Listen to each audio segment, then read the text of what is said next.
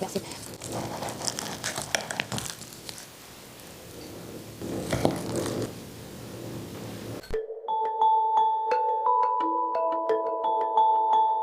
Bonjour la famille, comment allez-vous?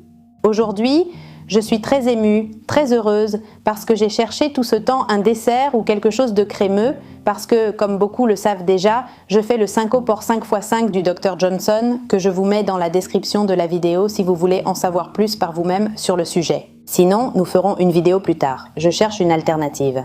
Parce qu'on ne peut pas manger de produits laitiers ni de graines, il est difficile de trouver quelque chose de crémeux et cette texture me manque.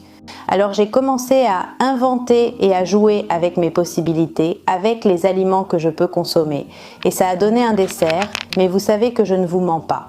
Un dessert incroyable, vraiment délicieux, délicieux, délicieux. Dans le style d'un flan, il a ce genre d'onctuosité. Je suis sûre que vous allez adorer cette recette, surtout qu'elle est saine. On peut même la manger au petit déjeuner ou au goûter. Passons à la recette. Nous allons préparer des dattes dont nous allons retirer le noyau, les couper en deux et les laisser tremper pour qu'elles ramollissent bien. Nous allons dénoyauter 33 dattes, c'est approximatif. Comme vous pouvez le voir, ces dattes les sont petites, elles ne sont pas très grandes. Vous voyez, c'est une date relativement petite. Et il y a des dattes beaucoup plus grosses, mais celles-ci sont vraiment petites. Nous allons en utiliser 30 à 33 au total, et au passage, on y met un peu de magie. Là, nous en avons déjà 30 à 33. Je vous recommande de faire très attention lorsque vous faites ce travail. Ne vous trompez pas. Et ne laissez aucun noyau, parce que après nous allons mixer tout ça et les noyaux de dattes, ils sont très durs, comme une pierre, et ils pourraient casser votre mixeur. On le laisse tremper quelques heures, jusqu'à ce qu'on voit qu'il soit bien ramolli. On peut aussi le laisser tremper la veille au soir, c'est plus pratique.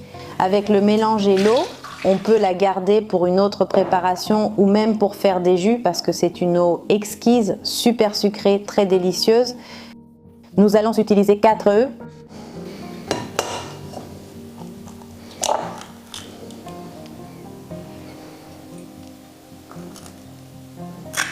Je les mets dans une petite assiette, comme ça je vérifie qu'aucun n'est mauvais, qu'aucun n'est abîmé.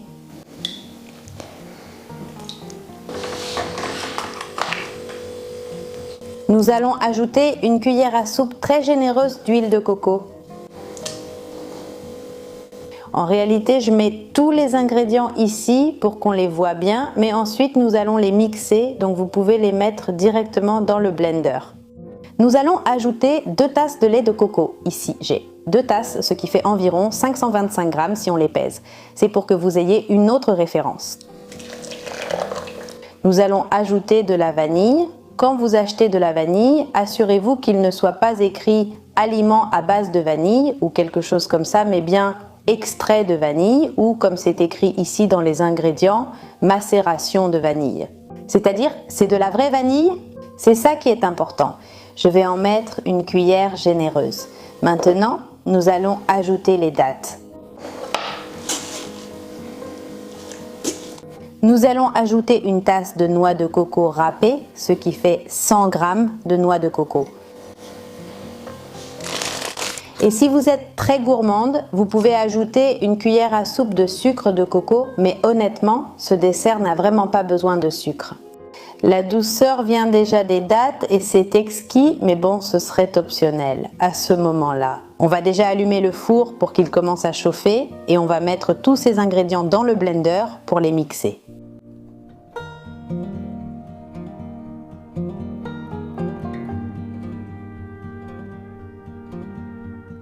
Voilà, ici j'ai déjà mis tous les ingrédients.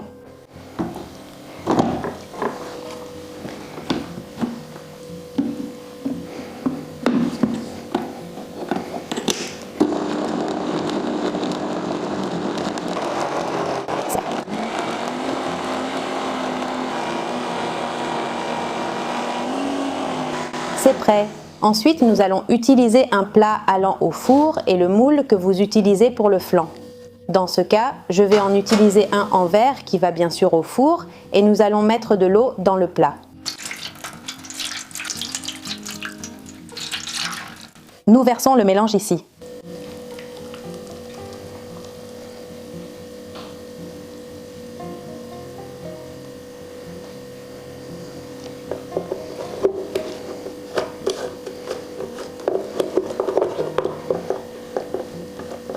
Je vais vous dire combien cela mesure parce que je me rends compte maintenant que vous allez sûrement me le demander. Il fait 25 cm de diamètre et environ 3,5 ou 4 cm de hauteur.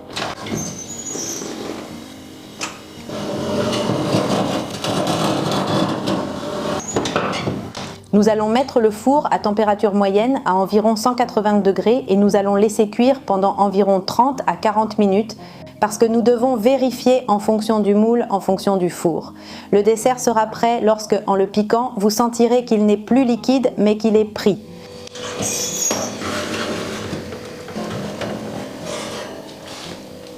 Eh bien, ce que je voulais vous montrer, que je ne peux pas vous montrer ici dans le four, c'est que si on le pique et qu'il est bien pris, le couteau ressort pratiquement propre. Sinon, il serait tout collant de crème et cela veut dire que ce n'est pas encore prêt.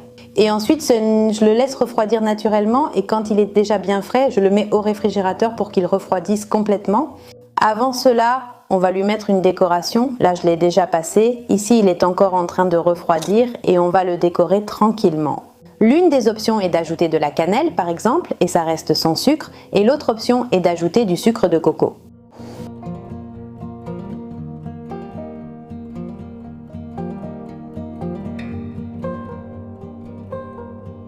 Et sur l'autre moitié, on va mettre du sucre de coco.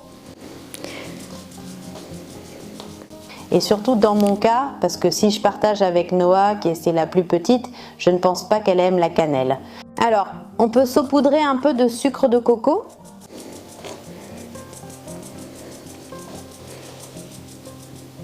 Et voilà. Sinon, on peut le manger tel quel, juste sorti du four. On le laisse refroidir, puis au réfrigérateur. Une fois froid, on en profite. Bon, la famille, le voici. Il est froid, je voulais vous le montrer de près. Avec cette caméra, ce n'est pas très pratique, mais c'est pour que vous voyez comme il est crémeux. Ceci est la partie, disons, avec le sucre qu'on a faite, et cette autre partie ici derrière, c'est la partie avec la cannelle.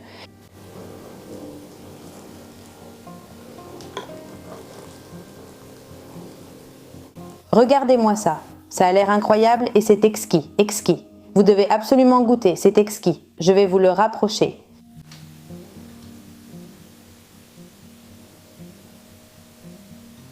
J'en ai besoin. Alors, sucre de coco ou cannelle, Noah? Sucre de coco. Très bien, allez, approche-moi ton assiette. Je peux entrer? Celle-ci est un peu plus sucrée. À la cannelle? Papa aime la cannelle.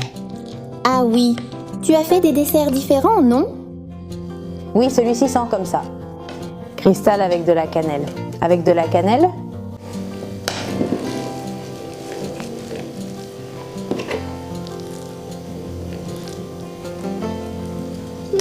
Tu veux du sucre de coco ou de la cannelle? Je veux de la cannelle.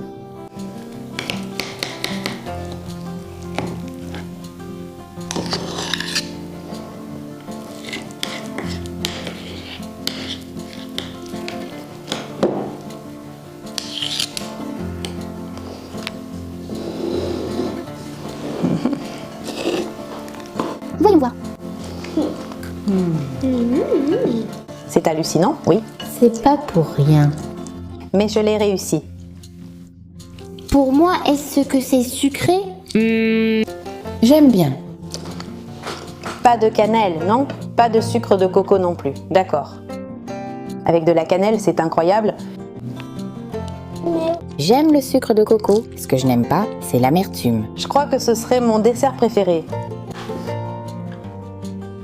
C'est l'onctuosité qu'il me fallait. Le sucre de coco est mon préféré.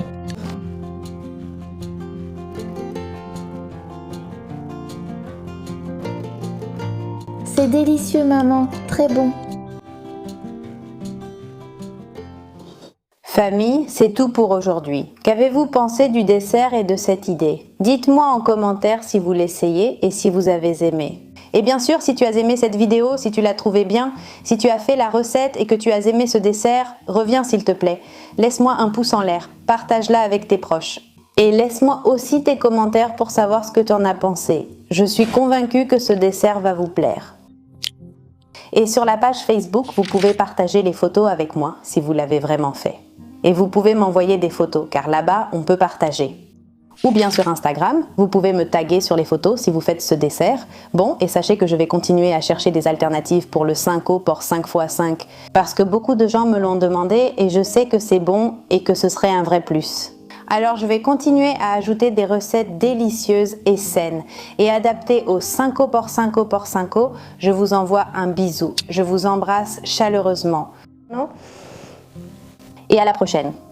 Au revoir.